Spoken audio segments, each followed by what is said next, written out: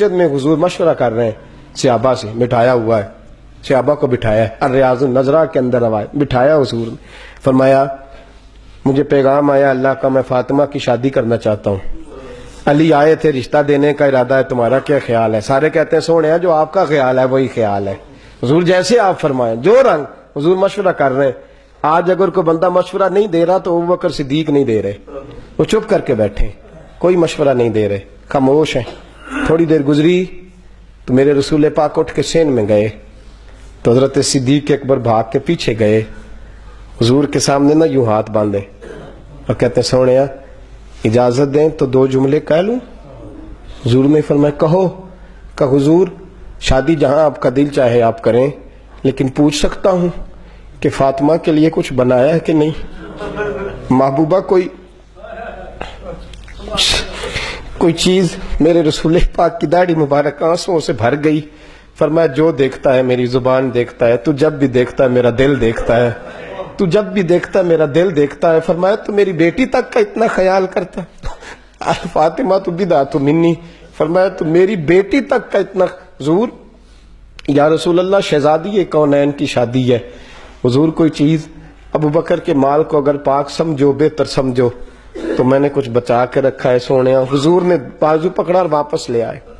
اگلے لفظ ابن ماجہ کے ہیں، حضور نے فرمایا لوگوں مجھے کسی کے مال نے اتنا نفع نہیں دیا جتنا ابوبکر کے مال نے دیا ہے، اور فرمایا سب کے احسانوں کے بدلے چکا دیے ہیں، اس کا بازو پکڑ کے اللہ کی بارگاہ میں لے جاؤں گا اور میں کہوں گا سونے اس کی بڑی نیکیاں ہیں، تو میرا مالک ہے، تو بدلے جھکا۔ ابن ماجہ میں لفظ ہیں ابوبکر صدیق آج پتہ نہیں کیا حالت ہوئی، آج تڑپ اٹھے۔ صحابہ کہتے ہیں آج اتنا روئے کہ چیخ ان کے نکل گئی، کہنے لگے حضور آپ ہر وقت یہ بات کیوں کرتے ہیں؟ حضور آپ کیوں کہتے ہیں کہ ابوبکر کا مال، کیوں کہتے ہیں ابوبکر کے پیسے، کیوں کہتے ہیں؟ کا حل ادلک انا و مالی لاکا یا رسول اللہ، انا و مالی لاکا یا رسول اللہ، انا و مالی لاکا یا رسول اللہ۔ فرمایا حضور ابوبکر کون ہوتا ہے جس کا مال ہو؟ میرے پاس جو کچھ بھی ہے وہ میرے محمد عربی کا ہی ہے۔ فرمایا میں کون ہوتا ہوں؟ انا و مالی لاکا یا رسول اللہ، حضور میں بھی آپ کا، میرا مال بھی آپ کا۔ حضور میں فرمایا حضور بڑے لوگ ہیں جو مکے کی منڈی میں آج بھی کھجوریں بیچتے ہیں، انہیں جانتا کوئی نہیں۔ بڑے ہیں جو مدینے کی منڈی میں یا رسول اللہ آج بھی گندم اور چاول بیچتے اور فروخت کرتے ہیں، جانتا کوئی نہیں۔ ایک ابوبکر ہے جس کے ساتھ جبریل بھی آ کے باتیں کرتے ہیں، ایک ابوبکر صدیق ہیں جن کے لیے پہلے ہی جنت کی گارنٹی، انا و مالی لاکا یا رسول اللہ۔ سونے ابوبکر کا مال کی حیثیت رکھتا ہے، میں بھی آپ کا، میرا مال بھی آپ کا۔ یہ رنگ محبت کا اور یہ شان سیدنا صدیق اکبر کی جو میرے رسول کریم صلی اللہ تعالی علیہ وسلم کے سامنے انہوں نے پیش فرمائی۔ میرے دوستو ہر موقع پر، ہر مقام پر، ہر انداز میں میرے رسول کریم صلی اللہ تعالی۔ اور جب وقت آیا میرے محبوب پاک کے وصال ظاہری کا تو حضور نے فرمایا مروا ابوبکر یصلی الناس، فرمایا ابوبکر کو حکم کرو، ابوبکر کو حکم کرو کہ لوگوں کو نماز پڑھائے، ابوبکر صدیق کو حکم دو کہ لوگوں کو نماز پڑھائیں، حکم دو۔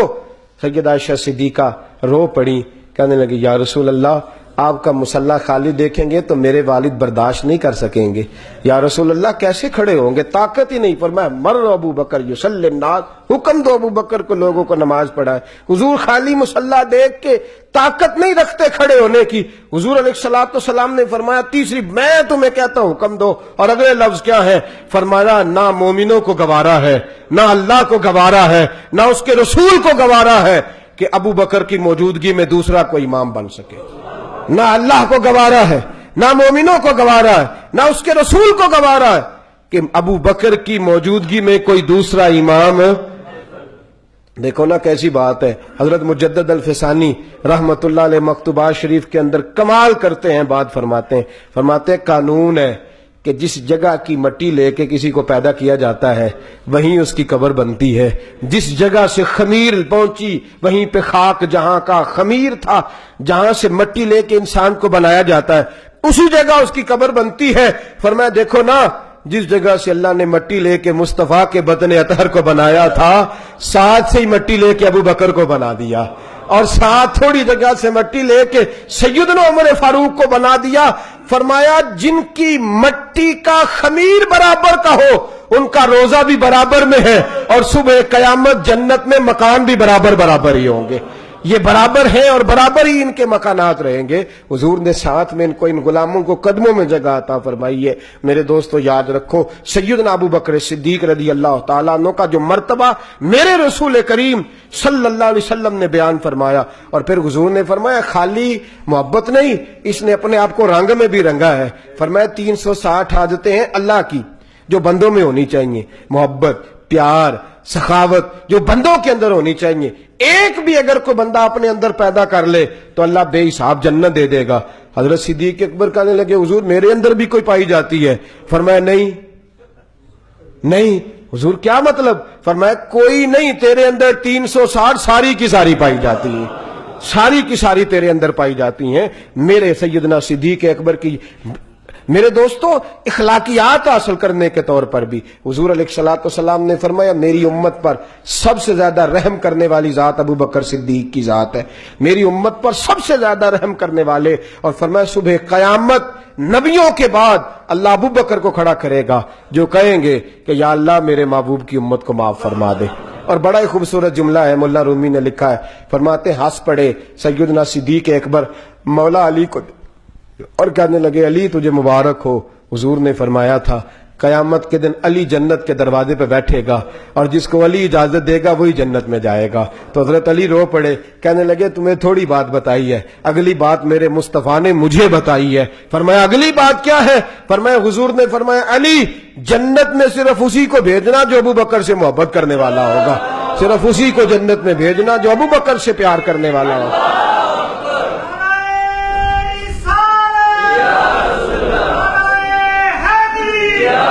تو میرے دوست یاد رکھ، ہر اس جگہ سے بچیں۔ دیکھیں نا، میں نے آپ کو شروع میں کہا اگر صحابہ کبار علیہم رضوان کی زندگیاں ہی محفوظ نہیں ہیں تو پھر دین کیسے محفوظ ہے؟ اگر یہاں ہی صفائی نہیں ہے معاذ اللہ، پھر صفائی آ کہاں سکتی ہے؟ میرے رسول پاک صلی اللہ علیہ وسلم نے نا مسجد نبی میں صحابہ کے دروازے تھے، حضور نے فرمایا سارے دروازے بند کر دو، صرف میرے ابو بکر کا کھلا رہے، صرف دروازہ۔ اور اس میں ایک حکمت مفسرین نے یہ بیان فرمائی ہے کہ باقی کسی اور نے تو نماز پڑھانے نہیں نہ آنا، ابو بکر نے امامت کرنی ہے، لہذا ان کا دروازہ کھلا رہے۔ ایک شخص نے اعتراض کر دیا کہ یا رسول اللہ آپ ابو بکر کو ہمیشہ کوئی الگ ہی نوازتے ہیں، سارے دروازے آپ نے بند کرا دی، ان کا بھی دروازہ ابو بکر کا دروازہ کیوں کھلا ہے؟ تو حضور نے فرمایا تیرے دروازے پہ اندھیرا ہے اور ابو بکر کے دروازے کو جب بھی دیکھتا ہوں مجھے نور ہی دکھائی دیتا ہے، نور ہی دکھائی دیتا ہے ابو بکر کا دروازہ جب دیکھتا ہوں۔ گویا میرے رسول پاک صلی اللہ علیہ وسلم نے فرمایا کہ آج بھی میں نے نور وہاں داخل کر دیا ہے اور قیامت تک اس دروازے سے لوگوں کو نور ہی ملتا رہے گا۔ بڑا کچھ بند کر دیا ہے اس حکومت نے، لیکن حضرت صدیق اکبر کے گھر کا دروازہ آج بھی کھلا ہے، آج بھی مسجد نبی میں، اور بورڈ لگا ہے آزا خوخ ہے صدیق اکبر، اور بخاری میں پورا باب ہے حضرت صدیق اکبر کے دروازے کا۔ گویا آج بھی حضرت ابو بکر صدیق کی شان جائیں تو سامنے دکھائی دیتا ہے، باب السلام سے داخل ہوں تو ساتھ بالکل دروازہ ہے، حالانکہ ایک پلر ہے اس کے بیچ، صرف ادھر بھی دروازہ ادھر بھی دروازہ، تو جو اگلا والا دروازہ ہے وہ سیدنا صدیق اکبر کا دروازہ ہے، اور اندر داخل ہوں تو سامنے بورڈ لگا ہے آزا خوخ ہے صدیق اکبر کہ یہ سیدنا صدیق اکبر کے گھر کا دروازہ ہے۔ میرے دوستو حضور نے 3 حکم ہمیں لگائے ہیں، ایک تو فرمایا ابو بکر کا شکریہ ادا کرو، کریں گے وہ کیسے ادا ہوتا ہے؟ ان کا ذکر کر کے۔ اور دوسرا حضور نے فرمایا ابو بکر صدیق کی فرما برداری کرو۔ وہ فرما برداری کیا ہے؟ رسول اللہ سے محبت کریں، یہ ان کی سیرت ہے، تو ان سے نبی پاک سے محبت گویا سیدنا صدیق اکبر کی تابعداری ہے۔ اور تیسرا حضور علیہ الصلوۃ والسلام نے فرمایا میرے ابو بکر سے پیار کرو، کرنا چاہیے۔